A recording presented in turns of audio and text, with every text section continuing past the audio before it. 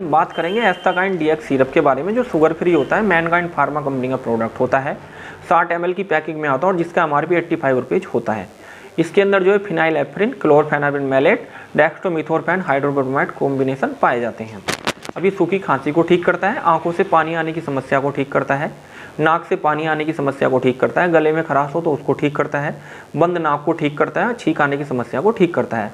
Adult में आपको ये 10-10 ml आधे गिलास गुनगुने पानी में डाल के सुबह दोपहर शाम लेना होता है। और इसके साइड इफेक्ट ये हैं कि नींद आ सकती है, उल्टी दस्त, मुंह में ड्राइनेस हो सकती है, हेडेक नोजिया हो सकता है। तो यदि आप सूखी खांसी से परेशान हैं और आंखों से पानी आ रहा है, नाक से पानी आ रहा है, बंद नाक हो गया है, छींकें आ रही हैं, तो आप ये एस्टाकाइन डीएक्स सिरप का इस्तेमाल करें और स्वास्थ्य लाभ लें। वीडियो अच्छी लगी हो तो चैनल को आप सब्सक्राइब करें और बेल आइकन को कर दीजिए प्रेस। देखते रहिए फार्मेसी लीडर यूट्यूब चैनल।